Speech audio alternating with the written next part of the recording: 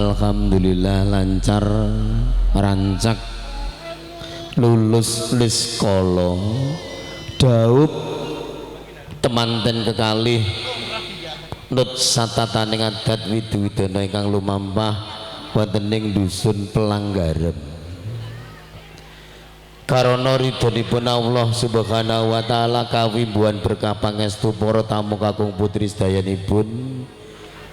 Suka ing kalengan punika temanten kekalih foto sesarengan kalian Dumas Manggolo. Mangke purna foto Dumas Manggolo manjing malih ning madaning panti pambusanan Pak Sriono. Pak Sriono Dumas Manggolo mengki kadherekaken manjing malih teng panti pambusanan nggih. Para tamu kakung putri sedayanipun sekeca lelenggahan kanthi sukamar dumardikane penggalih wilujeng rawuhipun hangrapi pasugatan ingkang sampun kaaturaken sinawung mirsani saha midhangetaken kula sakadang digdaya campur sari mekaten.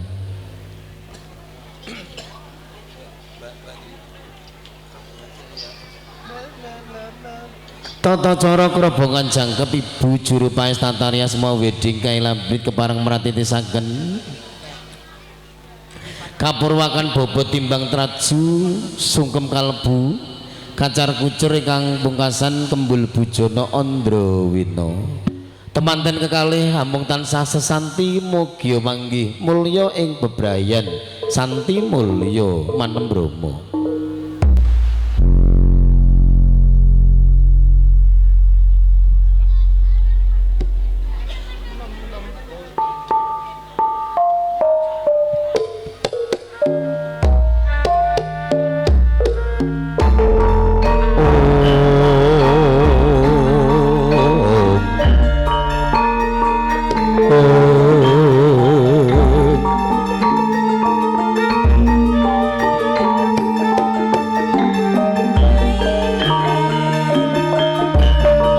Dani tata cara krobongan jangkep tataria semua wedding kailabrit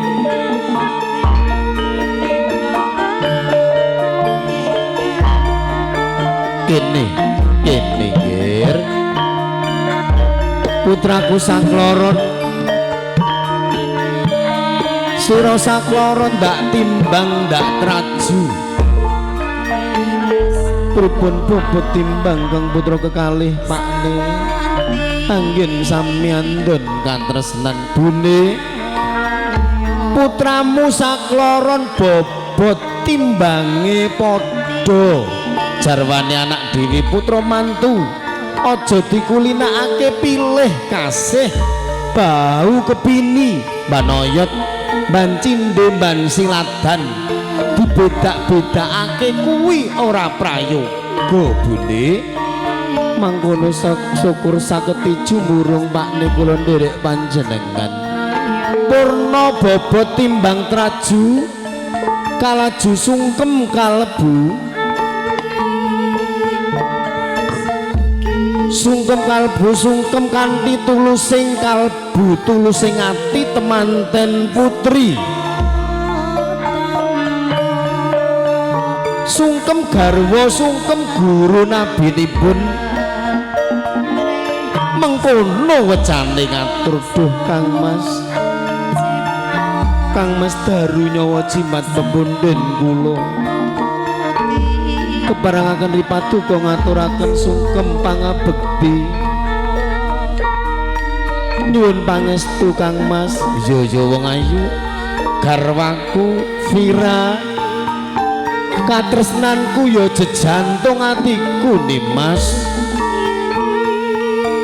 sungkemmu tak tampa pangestuning pun Kakang maragi tumuli tampanono yodi dhateng kadhahan kalingga murda paring pangestu saking patuko Kang Mas wis wong ayu ora prayoga yen siada mung tansah tumunggul ana ngersaning pun Kakang nih Mas kene ndak kanthi jumeneng jajar karo pun Kakang Yodi purna sungkem kalbu kalaju kacar kucur guna kaya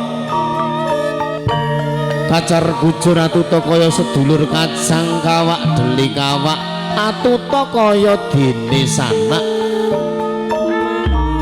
temanten kakung jumeneng asta klasa bangka tilam lampus temanten putri ngasta sindur yayi garwaning pun kakang tampanana guna kayaning pun kakang Yodi sithik wujude ora akeh cacahe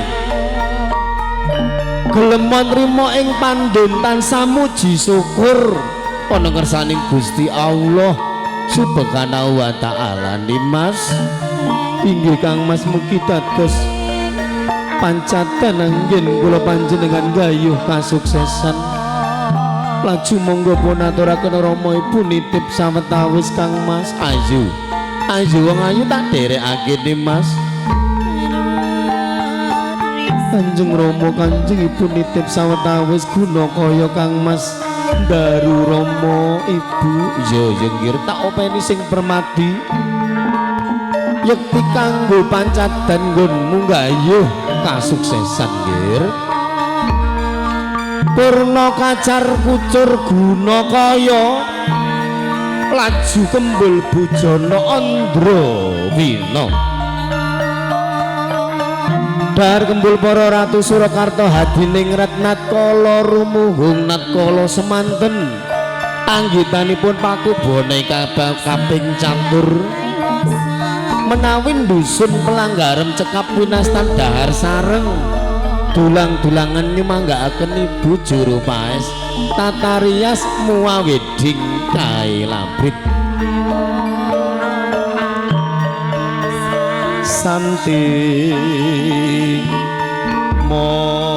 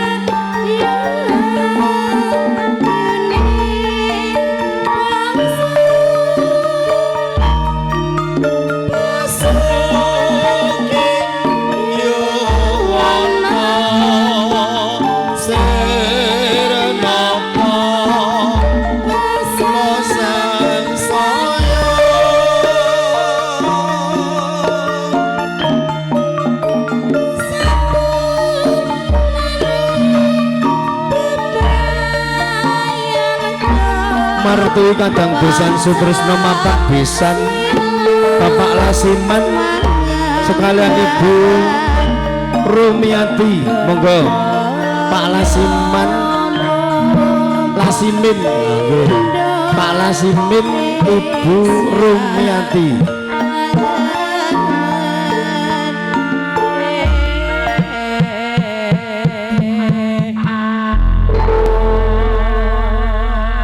ayo bune ngayahi jejiban luhur mondongi rawuh kadang besan Sutresna nggih Pakne langkung rumiyin jawat asta nyuwun pangestu kalian Bapak Yayang Sarimbit alon-alon bune nggih lancaran mari kangen kebareng kaaturaken sesarengan digdaya monggo.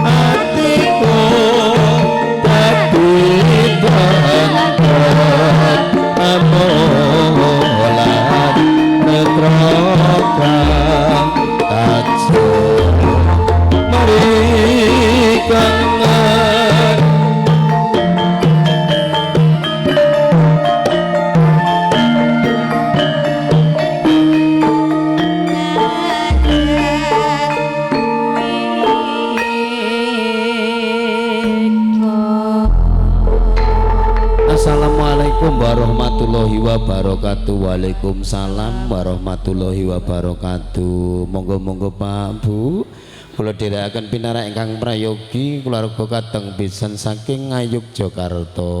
Nggih, monggo-monggo kaaturan pinarak anjajari Serat Mojo temanten kekalih nenggih Kang Putra kekalih ingkang kinasih. Monggo panjenenganipun Bapak Ramadan Ibu Tumilah nggih. Monggo-monggo.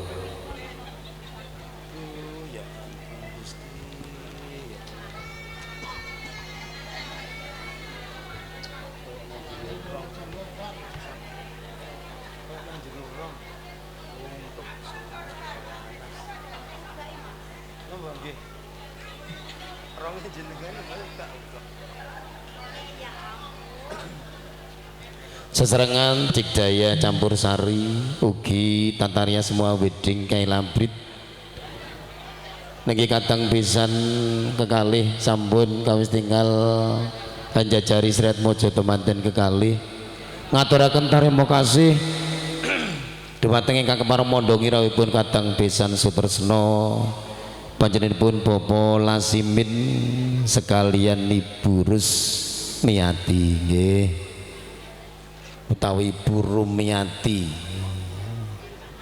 tulisannya cilik era-era ngaturaken terima kasih lenggah malih ing madyaning palenggan mung rawuh ingkang sampun biriji sepisan malih ngaturaken gunging panuwun dumateng kata-kata ingkang sampun meratitisaken tata cara resepsi siang kalenggan punika nenggih mapan dalem agung Bapak Yayang sekalian.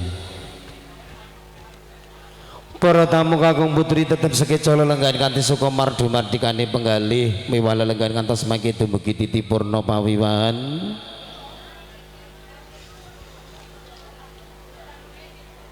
Tata cara ingkang kepareng katur salajengipun nenggih sungkeman atur pangabekten katur Rama Ibu dalasan mara sepuh tanpa beda. Dumateng Ibu Juru Paes Tataria semua wedding kailabrit Ibu Siti Kaila utawi Ibu Tri monggo samapta satata mratitisaken sungkeman atur pangabekten katur Rama Ibu dalasan mara sepuh tanpa beda manem Rama Ibu Pertiwi.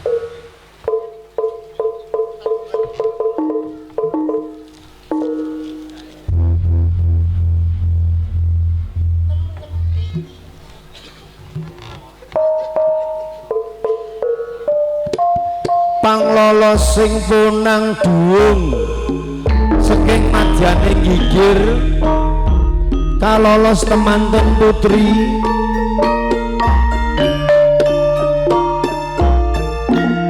punang duung kalolos saking madyaning gigir walikat kaki temanten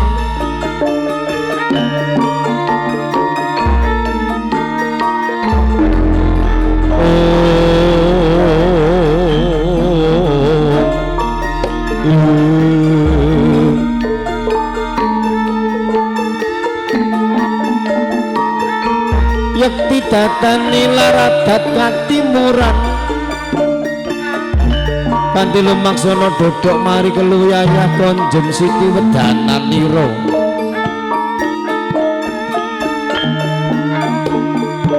Biya ngrungkepi pepadaning Rama Ibu tanpa beda mengkono wejane ngatur temanten putri Kanjeng Rama nyadong duka Rama kathah lepat diagung pangaksami Vira ngaturaken sungkem Rama nyuwun pangestu Rama iya Nduk pangestu ning Bapak Tampanana Jogir sing hati-hati derek kakungmu derek pilihanmu ya Nduk muga awet kakek ninen nggonmu jejuduan sungkem kula matur Ibu nyuwun pangestu yo ngirim banyu milih pangestu ning Ibu yo Li sing hati-hati momong adimu wadon kene-kene ganti sungkem Ramamu yo nggir injih Ibu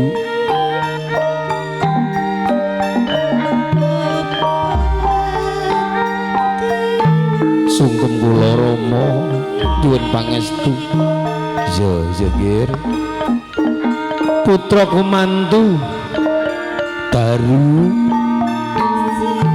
Bapak pesen marang seliramu ya nggir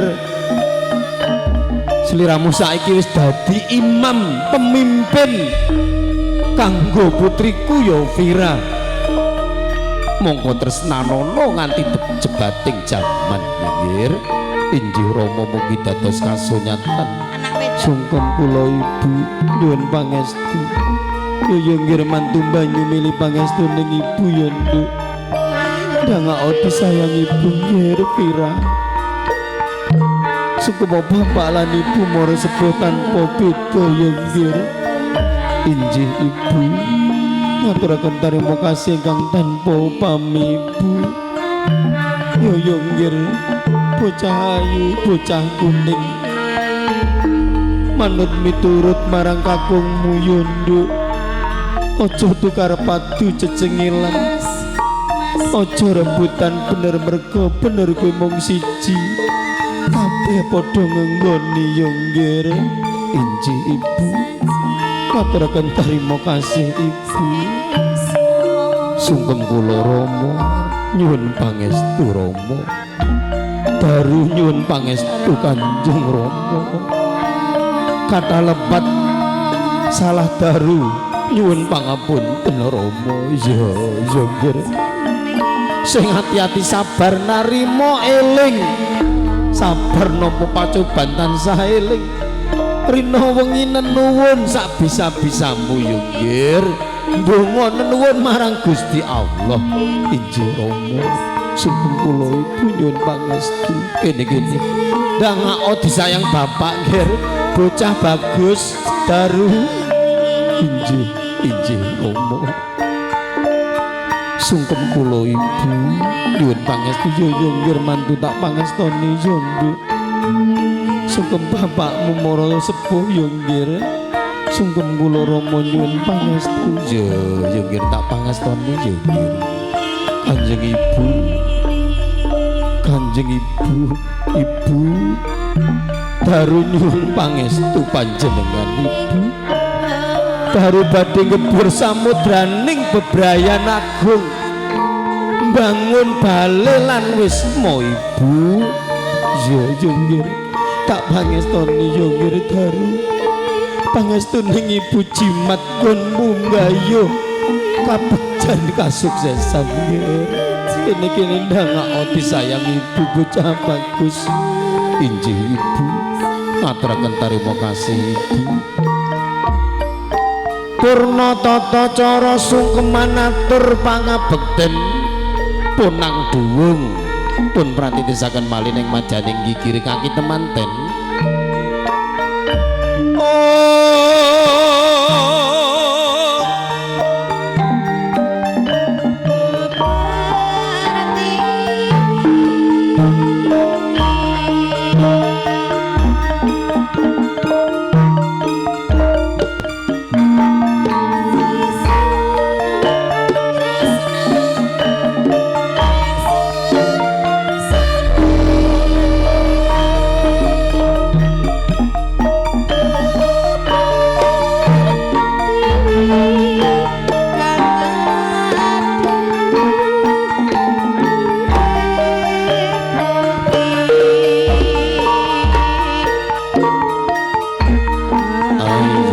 sung kembrung iku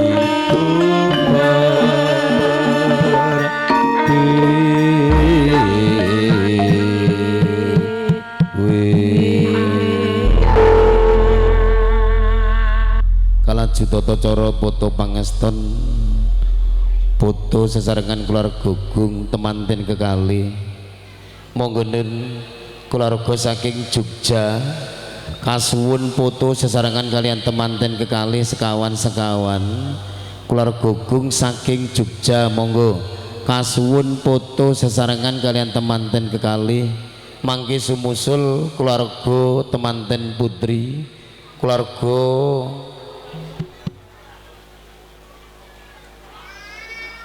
Sainon sekalian istri keluarga Bapak Sriono keluarga Bapak Lasimin keluarga Bapak Sumati keluarga Bapak Sunar keluarga Bapak Sariman monggo kasuwun foto sesarengan kalian temanten kekalih Pak Bu para tamu wilujeng rawuh wilujeng lelenggahan kanthi suka mardu mardikane penggalih hangrahapi pasugatan ngantos mangke Titi Purno sumuk Bu napa nggih tak kira nek aku tok lah wong teng mriki isih rairam lho kaya nang pantai wah kene sumuke rame-rame meyak sepinding swasana nggih nek sumuk-sumuk mirsani penyanyi-penyanyi muga-muga rena penggalih menika saking kadang-kadang Digdaya elektron campur sari pimpinanipun Masus keyboard kalian Mbak Mika vokal nggih Demang Susilo monggo vokalis kula dherekaken jumeneng Mbak Gina Mbak Silvi kalian Mbak Email yo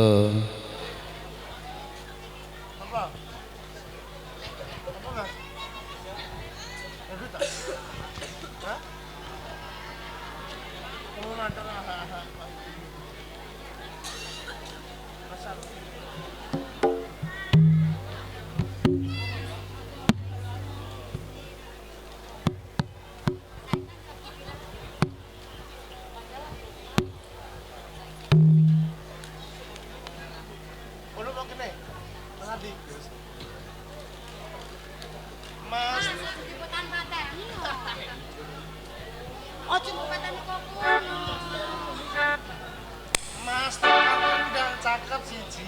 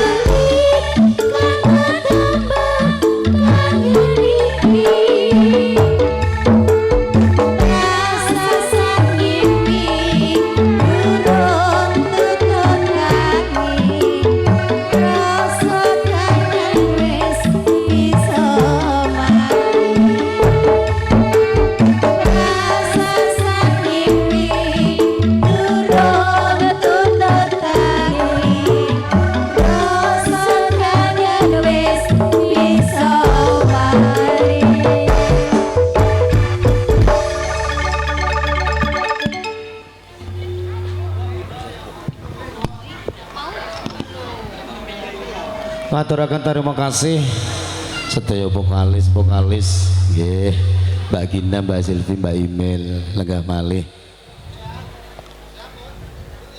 Foto keluarga ingkang dereng foto monggo ngasuhun foto sesarengan kalian temanten kekali sesarengan kailambrit Moa wedding nggih saking Banyu Biru. Tata cara ingkang kemarin katur selajengipun Pak Bu. Yo ramene kaya nggone wong digawe. Rawame nggih Bu nggih. Alhamdulillah. Lah ya kaya nanggap campur sari ya Mas ya. Ya Allah. Hai nggih tajian pokoke. Kayak do kipit sumuke Mas. Biyu kaya nang jero rong. Panas. Nggih, tata cara ingkang kemarin ngatur nggih atur pangandikan pasrah saking Kadang Pisan Sutresno Piniji Ngayun ingkang kepareng ngaturaken atur pangandikan pasrah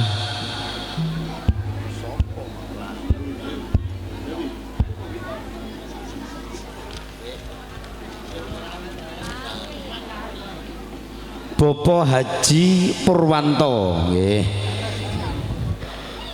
Atur pangandikan pasrah Bapak Haji Purwanto mangke kepareng katampi panjenenganipun Bapak Agus Pujianto ingkang pinangka sulih saking ingkang kepareng menggugati. Dumateng Bapak Haji Purwanto monggo nun kawula aturaken Mataram Co Digdaya.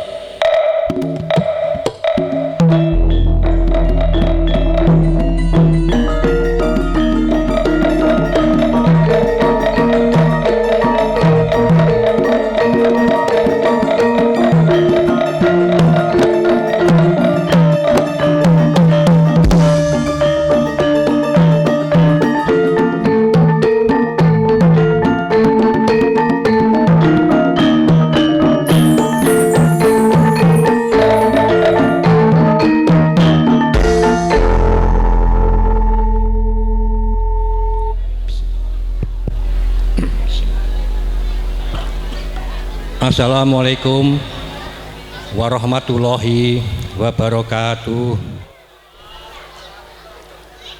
Assalamualaikum warahmatullahi wabarakatuh. Waalaikumsalam warahmatullahi wabarakatuh.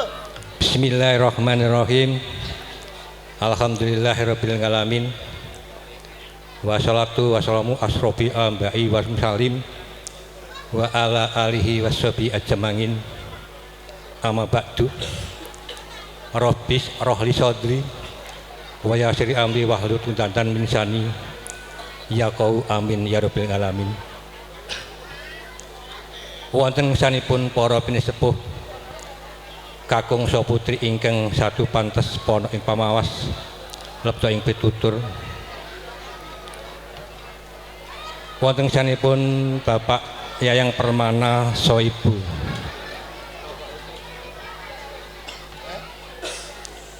Sriyatun dasan keluarga ingkang satu hamba bakbar Budi Tarmo pantes tampi ing penghormatan. Sadèrèngipun kita matur keparenga. Kula ngaturaken bersyukur wonten ing sanes Gusti Allah ingkang murbeng gesang. Dene kula sarombongan duta pangarsanipun Rai kula Romandon sekalian garwa dasan keluarga bidal saking padukan Yapah RT setunggal RW kalih Sukoharjo Ngaglik Seman Ngayojo Hatingrat dumugi dalem pawiwahan ingkang dipun adani panjenenganipun Bapak Yayang Permana saha Ibu Satun kanthi kalis ing rebeda tan manggih halangan satunggal punapa tuhule nepatno ing daduka tinebena ing salwing sesendu. Dene kula wantun cumantaka ngadeg wonten ing kasendang dika sami jalaran kula pikantuk saking panjenenganipun Rai Komandon minangka duta pangasih rombong mohon matur wontenipun Bapak Yang Permana so Ibu Sriyatun. Matur nuwun dhumateng Adi Mas Panitaksono ingin sampun paring pailah pedal dumateng kula. Ing mbok bilih samangke atur kula kirang nuju penggalih.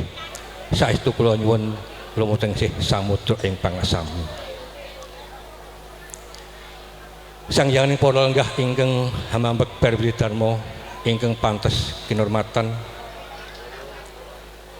Keparang ing mriki kula minangka duta rombongan. Rai kula mandhon sekalan garwa. Kinen hangaturaken menggah pertusing Wardaya. Rai kula mandhon sekalan garwa. Nuwun nggih ingkang kadikatur mekaten.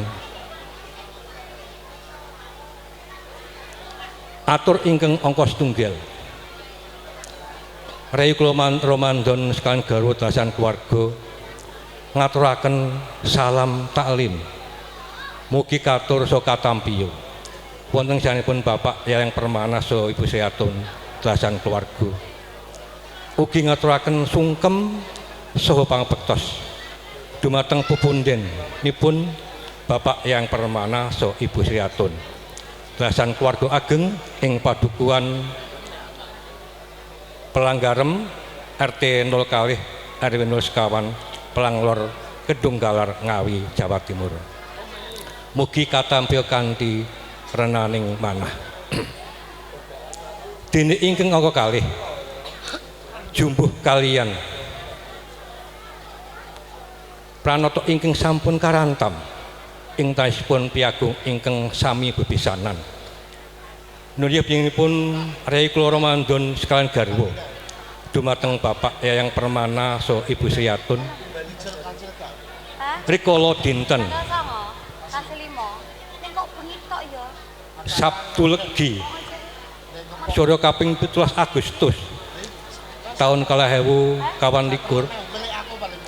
kula sak rombongan nganti calon risang pinganten sajuga nulih anak kula ndaru ing pangajap ngembun-embun enjang Haji Jawah sonten nulih badhe nglamar putra putri ingkang asasilih pun Dyah Ayu Vera Puspitasari.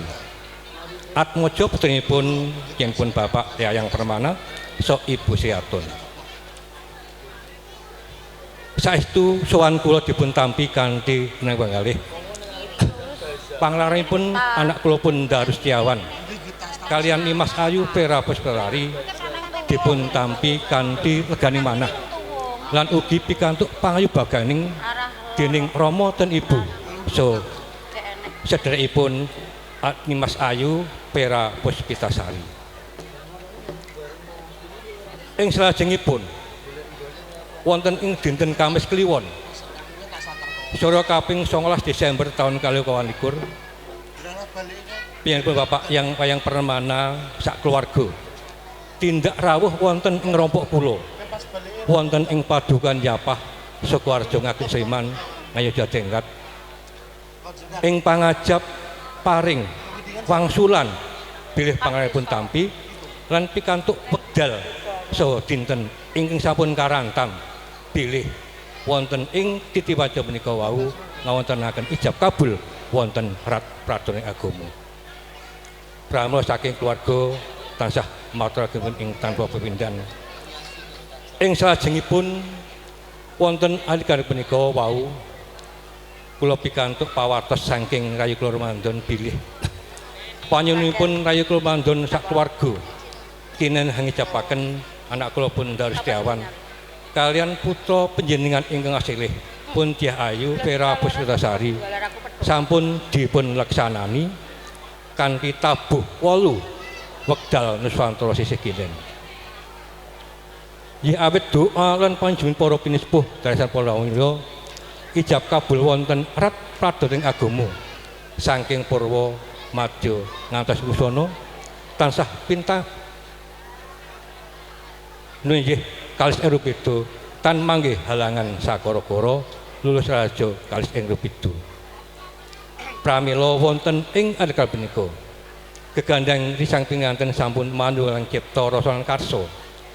Pramila menika monggo kula pasrah dumateng Bapak Yayang Permana Ibu Sriatun dalasan keluarga miwah sakukupin dusun ing padukan Pelanggarem Pelanglor Kedunggalar Ngawi. Kersa nampi minangka kados warga, kersa nampi kados putra piyambak lan ugi nyuwun doa, nyuwun panggulawentah pitedah sak anak kula Darus Dewa menika sampun